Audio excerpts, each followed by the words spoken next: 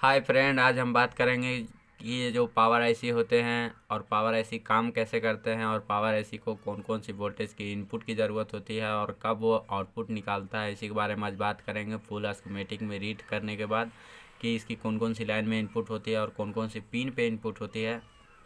तो चलिए शुरू करते हैं। तो सबसे पहले देखिए एक आईसी है PM 8937। PM 8937 जो आईसी है, इसकी देखिए जो इनपुट सप्लाई है, वो सबसे पहले जो इनपुट सप्लाई इसकी होती है वो देखिए एक VPH पावर से इसकी इनपुट सप्लाई होती है, VPH पावर से। और ये देखिए यहाँ पे जो कैपेसिटर लगे हुए हैं C0801 और C0802, ये कैपेसिटर का लोकेशन नंबर है। यहाँ पे देखिए दो कैपेसिटर लगे हुए हैं और कैपेसिटर से ये फिल्ट्रेशन होने के बाद ये वोल्टेज कहाँ जा रही है, ये डायरेक्ट जा रही है पावर आईसी के अंदर 39 नंबर की पिन पे। जो वोल्टेज इन S1 की सप्लाई है, जो वोल्टेज जो S1 जो स्टेज की जो सप्लाई होती है, जो आउटपुट में बनती है, तो ये जो 39 नंबर की पिन है, इस पर सबसे पहले वोल्टेज इनपुट होता है। और इनपुट होने के बाद ये देखिए कैपेसिटर की ये 65 नंबर और 66 नंबर है, इसकी ग्राउंड लाइन है। तो इसको जब भी इनपुट मिलेगा तो इसको ग्राउंड भी मिलना चाहिए, तब तो काम करेगा। क्योंकि पॉजिटिव रहेगा तो निगेटिव होना ही चाहिए, तब तो काम करेगा, ऐसी नहीं तो वो काम नहीं करेगा। और देखिए इस लाइन में भी जो VPH पावर यहाँ से निकल के जो यहाँ पे वोल्टेज आ रहा है और ये जा रहा है 39 नंबर की पिन पे, तो ये क्या हो रहा है, ये अलग अलग जगह पे क्या हो रहा है, ये डिस्ट्रीब्यूट होके जा रहा है। ये देखिए कितने सारे लाइन पे ये डिस्ट्रीब्यूट हो रहा है। तो उसी को देखते हैं कि इसमें कौन कौन सी लाइन और कौन कौन सी पिन पे डिस्ट्रीब्यूट होके जा रहा है। तो देखिए पहला जो है वो तो 39 नंबर की पिन पे, वो सिंगल ही पिन पे वो इनपुट हो रहा है। और फिर ये जो ये डिवाइडर होके यहाँ से जो वोल्टेज आउटपुट हो रहा है, और आउटपुट होने के बाद देखिए यहाँ पर एक 77 नंबर के पिन पे आउटपुट हो रहा है।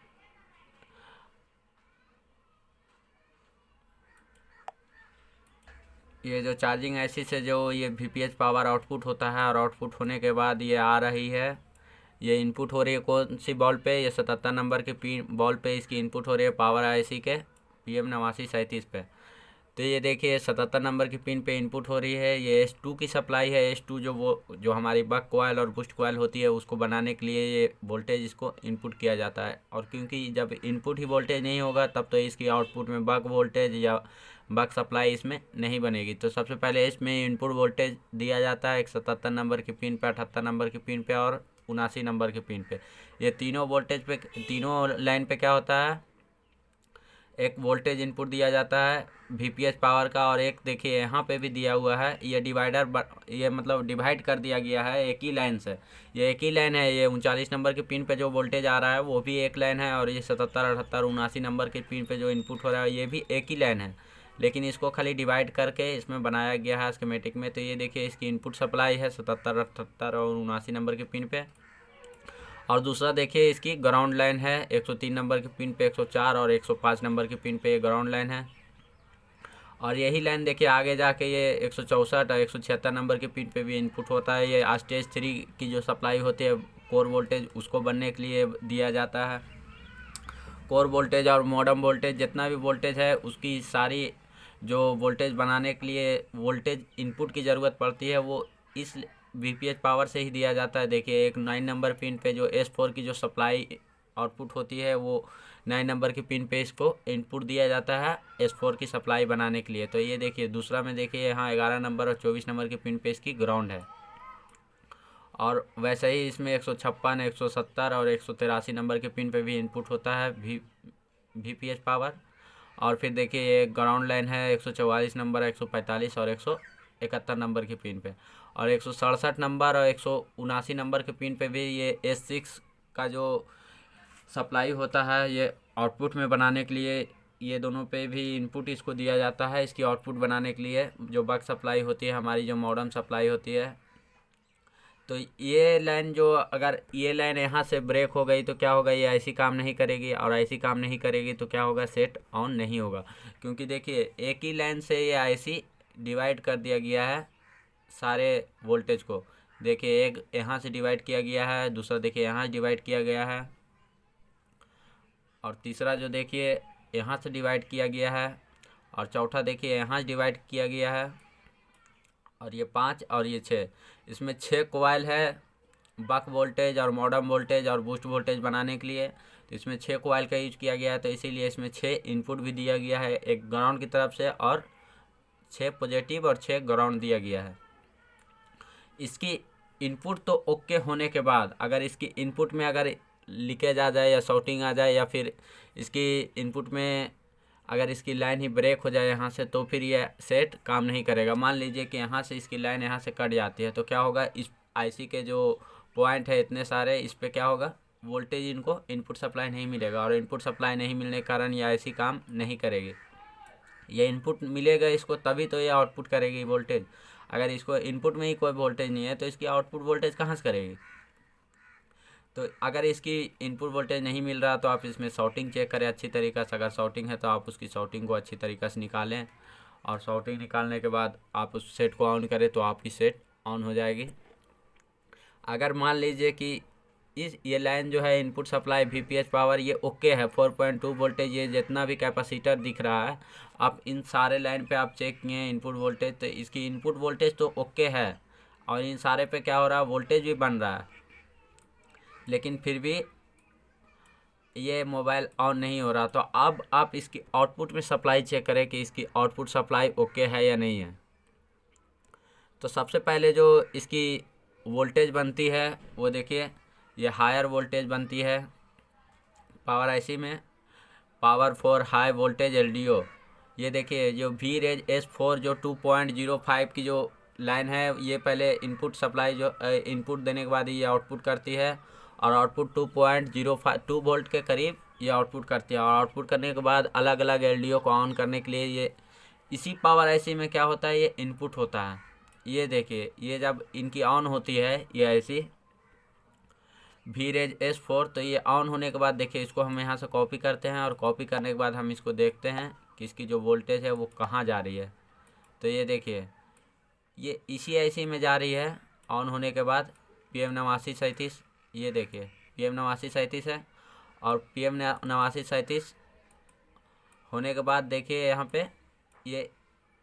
पे क्या हो रहा है, ये इसी पावर आईसी से निकल के इसी पावर आईसी में इन हो रहा है ये वोल्टेज, और इन हो रहा है। तो ये देखिए L4 L5 L6 L7 और L16 जो इसके अंदर जो एलडीओ लगा हुआ है, इसको ऑन कराने के लिए इसमें वोल्टेज दिया गया है। और ये वोल्टेज ऑन होने के बाद कुछ एमएमसी में भी जाता है और कुछ सीपीयू में भी जाता है।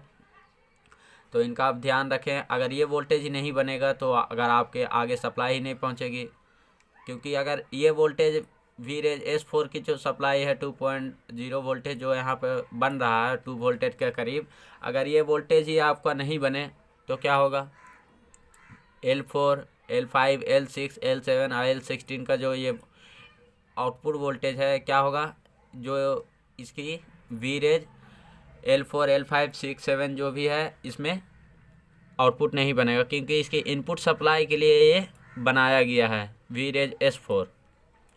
और अगर यही वोल्टेज नहीं बना तो ये आपकी ये 4-5 जो एलडीओ है लगे हुए, इस पर आपको इनपुट नहीं जाएगा और इनपुट नहीं जाने के कारण ये आउटपुट नहीं करेगा।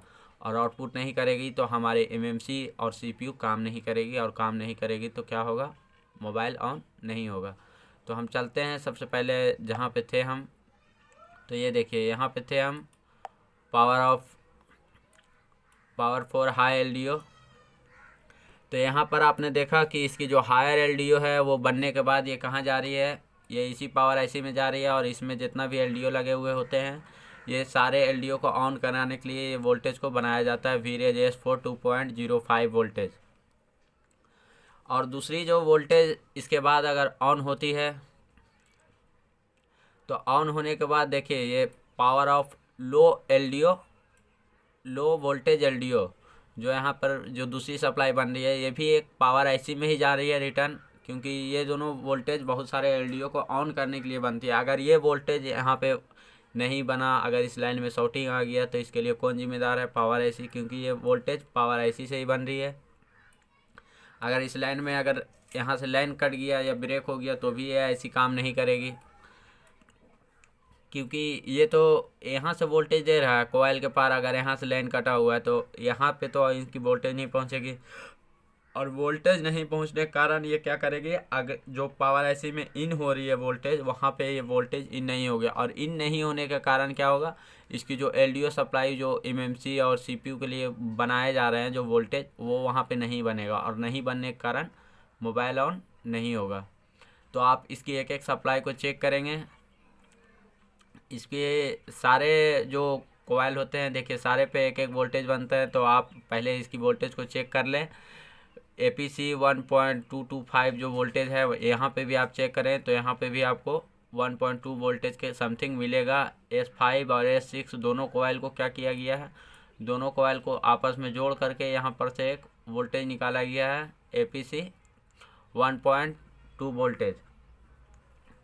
और तो हो गया। अब इसमें देखिए S3 की जो सप्लाई है वो 1.3 वोल्टेज निकाला गया है, और यहाँ पर से देने के बाद ये आगे सेक्शन में शो करता है। तो ये देखिए, अब हम देखते हैं इसकी 2-3 सप्लाई और है जो पावर ऑफ MSM मॉडम, ये CPU के लिए बन रहा है। और ये देखिए इसकी कोर सप्लाई बन रही है, तो VRAID S1 1.2 वोल्टेज जो MSM मॉडम सप्लाई बन रही है इसकी। और देखिए S2 की जो सप्लाई है VRAID S2 1.2 वोल्टेज जो बन रही है remote sense of MSM site के लिए बन रही है।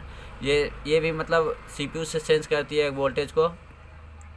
और ये जो VRAID S2 की जो सप्लाई बन रही है 1.2 वोल्टेज, ये क्या हो रही है, ये भी एक MSM कोर एंड GRA के लिए बन रही है, मतलब ये ग्राफिक के लिए भी बन रही है, और इसकी जो कोड की जो सप्लाई है लाइन है वो उसके लिए भी काम करती है। तो ये सारे सप्लाई आपकी ऑन होनी चाहिए, तब आपका फ़ोन काम करेगा। और मैंने जैसे बताया है कि अगर ये सब लाइन में अगर एक भी लाइन अगर आपकी मिस हो गई, नहीं काम की, तो आपका फ़ोन ऑन नहीं होगा।